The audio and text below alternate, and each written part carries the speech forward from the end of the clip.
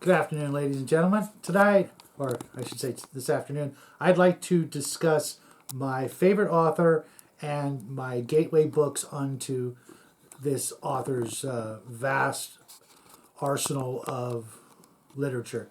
When I was 12 years old, I had allergies and really bad asthma.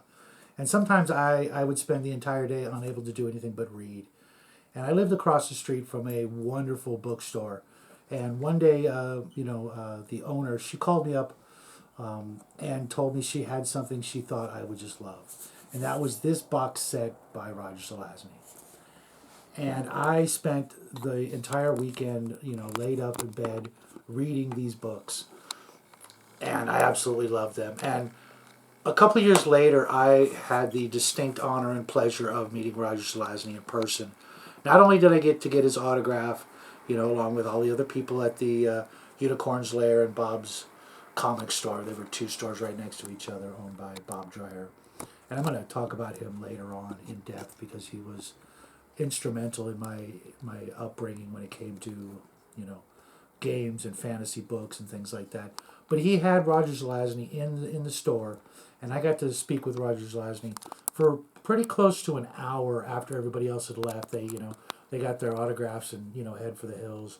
But since I was a permanent fixture there, I got to talk to him about a lot of different things. And unfortunately, I didn't find out till years after he had passed away that he in fact passed away, and that was pretty depressing. But the four Amber novels, starting with the Nine Princes in Amber, is the one I'm going to go over today. And as you can see, this book has been through the ringer. I've taped it up. There's still a bookmark in there from the last time I read it, and I've read the entire first and second series. There's 5 books in each. I've read them all close to a dozen times each, and I'm getting ready to go through them again when I clear a few other books off my shelf, just because I want to read them again. But I've not only read these books, but I've literally handed this copy out to close to 30 different friends, and I was fortunate enough to actually get this copy back. Unfortunately, my copy of the Sign of the Unicorn never came back. Thankfully, I have them also in hardback, and that's the way I'm going to continue to read. Most of the books that I read these days is in hardback, just because paperbacks just eventually they fall apart. As you can see, this one has just I may have even had to glue the spine and the pages back in on this one. But everybody I know who's ever read this book has absolutely loved the series. And even as a young kid, there were some things, that might have been a little bit above my head. But for the most part, it's one of those stories where the main character, not only wakes up with amnesia, but he's on Earth. Well, let's just call it Earth. And, eventually finds a way into a sci-fi slash fantasy setting. And, the story progresses from that point on. And I don't want to spoil anything, but the overall story is and one of epic proportions, where there's lots of court intrigue, there's strange creatures, and backstabbing aplenty. It's almost like a fantasy murder mystery, not really just let's call it a murder mystery series that spirals from there. I absolutely love this book.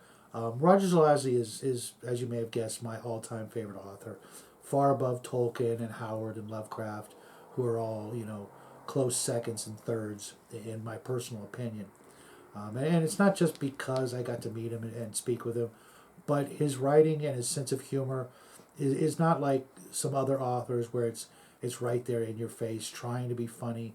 He just is. The way he has his characters speak, you can always tell each individual character just by the way that their words are written down, their quotes and their dialogue and everything like that.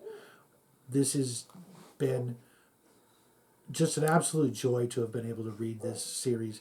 Now, Roger Zelazny has written, probably close to 100 different books, And one of his other books is my all-time favorite book of all time, absolute. And I'll probably do a review on that someday, but I'm probably going to hold off on that one until, let's just say many years from now, I hope. I don't want to go into it, but it's just a very special book. If you guys want to try and guess what my favorite book is, it might not be difficult if you look at the his collection of books. And this book is also, as you may have guessed, recommended in the Dungeon Master's Guide on page 224, 242, something like that, as one of the books that inspired Dungeons and Dragons to be Dungeons and Dragons or Advanced Dungeons and Dragons. Everything about this book just, there aren't really a lot of actual dungeons, if any, that I can really remember. Maybe a couple, but a lot of the overland adventures and the traveling and things like that. Sometimes it's kind of difficult to muddle through his way of traveling magically, because there's a form of magical transportation that they utilize quite often. But if you just let yourself really absorb the details and the descriptions of the traveling, it actually gets to be more fun, and you also see the sense of humor that he has when he's doing things like that. The sword fights are incredible. He was actually a bit of a martial artist and swordsman in real life. He studied all those things. He actually wanted to be more of a poet, which I did not know until recently, and now it all kind of makes sense. There's not a lot of rhyming and poetry in these books, but these books are, in every way magical. If you guys can get the opportunity to find these books and give them a go through, I'm pretty sure that by the end of the first book, which is only 175 pages, that you will be as hooked as I was and all of my friends.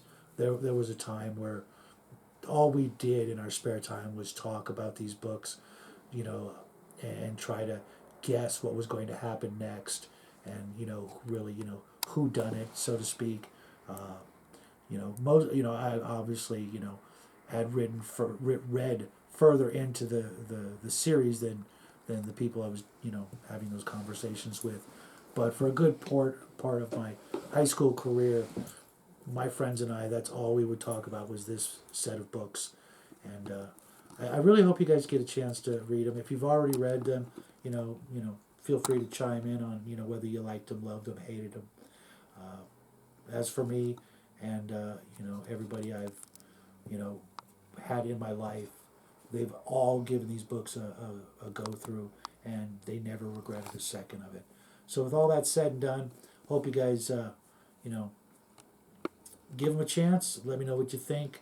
We will be back tomorrow with a craft, and then Friday another Arduin review until I make it through all of those. I've been reading them nonstop, which has sort of put a little bit of a detour in my regular reading, but I haven't regretted any of the Arduin books, and I haven't regretted reading a single Roger Zelazny book. Still looking for a few, but that's it for this video. Hope you guys have a great day, and I'll see you guys tomorrow. Bye.